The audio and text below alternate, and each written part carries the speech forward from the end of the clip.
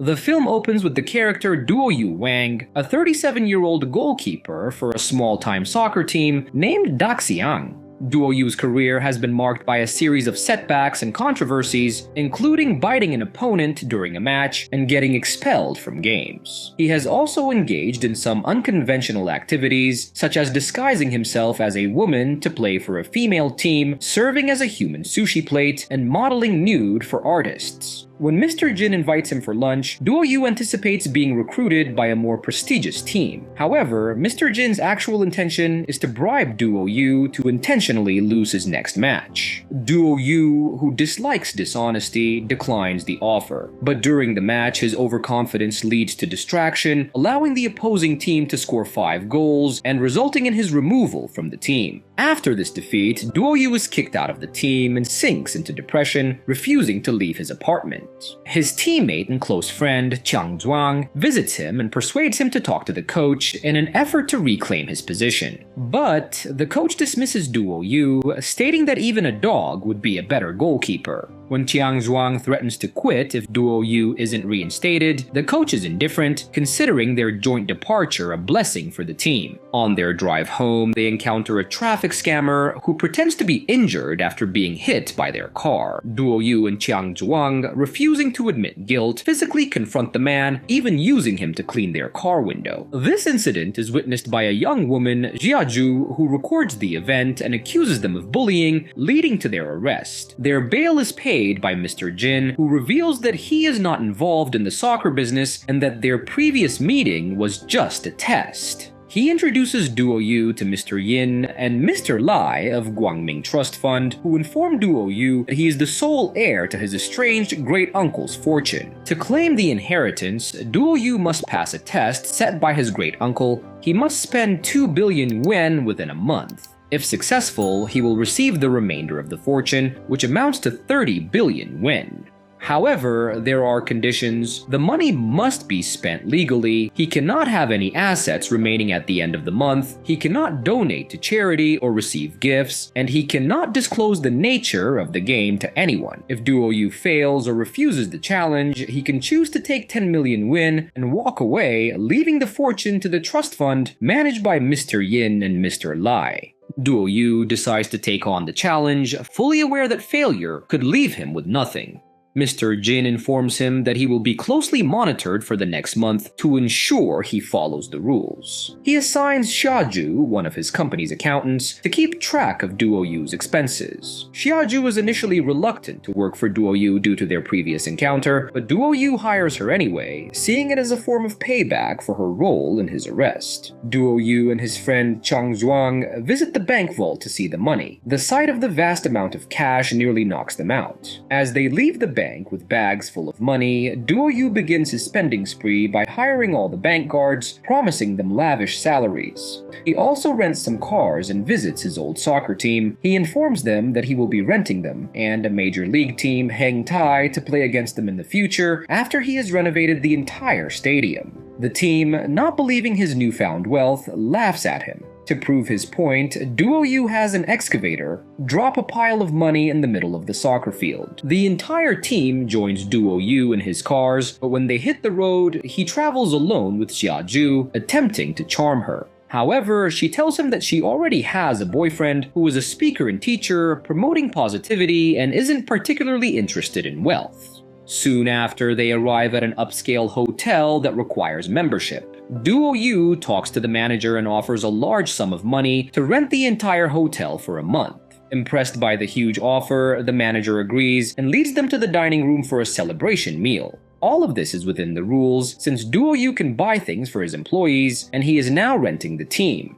At dinner, Duoyu announces that he will start a new investment company and appoints Chiang Zhuang as the CEO. Chiang Zhuang is touched by the gesture, unaware that Duoyu chose him because he isn't very smart and would therefore lose him money. From then on, Duoyu starts spending as much money as possible, from $1 million haircut to renting clothes, furniture, and cars. This confuses Yaju because it would be cheaper to buy these things. She points out that at this rate, he'll lose everything in 6 months, which is too fast for her but too slow for him. However, he cannot tell her about the deal he has with the elders. At that moment, Xiaju's boyfriend, Jianan Liu, arrives to take her to his lecture about not being slaves to money. After turning down the offer of a drink, Jianan tells Duo Yu about his lecture, which sadly hasn't sold any tickets. Duo Yu takes some money from his safe and buys all the tickets for his team, instantly making Jianan drop his anti-capitalism stance. He accepts the drink even if he usually doesn't have alcohol, and offers his services as a gardener, which Duo Yu accepts. Disappointed to see that he isn't the man she thought he was, Xiaju breaks up with him. Sometime later, Duo Yu has his first meeting with his new investment company and instructs them to invest in a bunch of sunset industries that could be shut down any minute now. Right after that, a peculiar man tries to get funds for his strange invention, a machine that allows you to swim on land.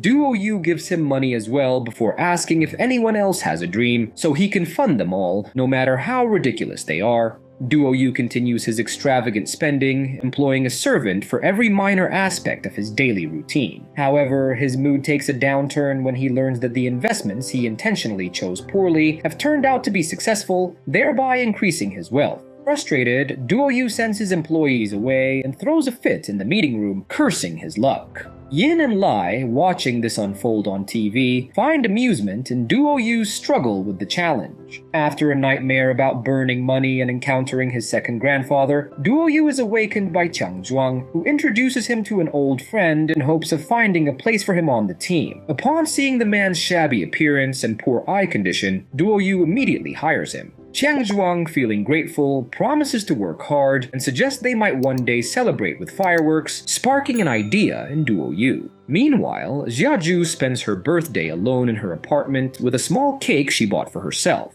Unexpectedly, Jianan shows up, presents her with flowers, and begins eating her cake without asking for permission. He tells Xiaju about his book idea and asks her to request funding from Duo Yu. In response, Xiaju smashes the cake in his face, kicks him out, and goes to see Duo Yu for some business matters. Duo Yu surprises Xiaju with a citywide fireworks display. When she mentions it's her birthday, Duo Yu claims the fireworks are her gift, even though he didn't know. Despite being touched, Xiaju says they can't date due to their different backgrounds. Later, Xiaju finds posters of her face all over the city, part of Duo Yu's plan to win her over. There are also TV and radio ads asking for the same thing. This draws public attention to her, with people following her around for selfies. She calls Duo Yu to address the issue, but he just invites her to a concert. Frustrated, Xiaju hangs up and takes a taxi. When the taxi stops at a red light, the same traffic scammer from before feigns injury again, making Xiaju realize Duo Yu was telling the truth. Seeing him in a new light, she arrives at the hotel and accepts Duo Yu's concert invitation. The concert is a private event at the hotel featuring her favorite singer. After the concert, Duo Yu takes Xiaju out for dinner, they play soccer with some kids at the park, and enjoy a walk by the river. Meanwhile, Yin and Lai hire Jianan to ensure Duo Yu loses the challenge. Duo Yu, stressed, becomes more agitated when he sees his soccer team partying instead of training, and Chang Zhuang informs him that the company has made another billion. Frustrated, Duo Yu punches his friend and dives into the swimming pool to calm down. As he reflects on everything, he comes up with a new idea. With Mr. Jin's approval, Duo Yu launches a unique project, a weight loss insurance program. For just 1 yuan, the company promises to reimburse participants for every gram they lose. The program is a success, much to the annoyance of Yin and Lai. However, they can't intervene as insurance is a legitimate business, and Duo Yu's scheme is not technically charity. A large number of people sign up and begin exercising all over the city. Gyms are packed and people start using alternatives like stairs and even land swimming machines. This project earns Duo Yu the title of Humanitarian of the Year. When he goes on stage to accept the award, he tries to clarify that his motives are business-oriented, but no one takes him seriously. On the day of the soccer match, the Hengtai team vows to break a record and score a 2-digit number of goals. The majority of the stadium is rooting for them, while Daxiang has only a small section of fans. Despite this, they make a grand entrance by arriving in helicopters. As soon as the match begins, Chiang Zhuang feigns an injury, resulting in the most important Hengtai player getting red carded, giving them an advantage of one extra player. Unfortunately, this isn't enough, and during the first half, Hengtai scores 8 goals, while Daxiang scores none. Duo Yu believes they should at least prevent them from scoring 2 digits to maintain some dignity, so during the second half, they employ some absurd tactics, like forming a circle of players around the opponent. This still isn't enough to prevent them from scoring the 9th goal, so the Daxiang team resorts to their last strategy, positioning all players in front of their goal to block any incoming ball. In the audience seat, Jiaju confronts Jianan about his missing payments, which he has been hiding to make it seem like Duo Yu is spending less. Tired of her defending Duo Yu, Jianan reveals the truth about the game and accuses Duo Yu of using her. However, Jiaju leaves the stadium, intending to inform Mr. Jin about all this. Jianan chases after her into some shady parts of the neighborhood. Back at the match, the Daxiang team is defending the goal fiercely, earning the audience's sympathy. Even their coach tries to join the match when they run out of substitutes, but he slips and is out of the game. Their camaraderie and the support of the public is enough for them to hold on until the end and prevent any more goals. When the referee ends the game at 0-9, the whole stadium celebrates as if Daxiang had won. In the midst of the celebration, Duo Yu receives a call from Jiaju's phone, but a mysterious voice tells him that his girlfriend has been kidnapped. Duo Yu suspects this is another scheme by Yin and Lai, so he hires some criminals to make them confess. However, they only admit to having hired Jia Awan to falsify the bills. Duo Yu then receives another call from the kidnapper, showing him how he's pushing Jianan off the edge of a building and threatening to do the same to Xiaju if he doesn't pay 10 million before 6 o'clock. Duo Yu finds himself in a predicament. If he pays the ransom to save Xiaju, he would be violating the rules of the game and risk losing his second grandfather's fortune. Unbeknownst to him, this is not a real situation, but the third and final test set by his grandfather. He must demonstrate that he values human life more than money. If he does, he wins the challenge. Jianan and Xiaju are safe, and the supposed kidnapper is merely Mr. Jin, who has faith in Duo Yu. As the hours tick by, Duo Yu spends his time drinking and singing at a karaoke bar, failing to show up on time. At 6 o'clock, Mr. Jin and Xiaju prepare to leave, feeling disappointed. However, they find Duo Yu in tears, with his bags of money ready to exchange them for Xiaju's life. Mr. Jin congratulates him on passing the test and plays the final message left by the grandfather for Duo Yu. Mr. Jin then reveals that he was the grandfather's significant other. Many months later, Duo Yu and a heavily pregnant Jiaju return from their world tour. They decide to donate all their money. However, they halt their paperwork process upon realizing that they need to retain some money for their future baby. The couple begins to compile a list of necessities, which starts off basic but soon becomes filled with extravagant items, resulting in them keeping all the money to themselves. And with that, the movie ends.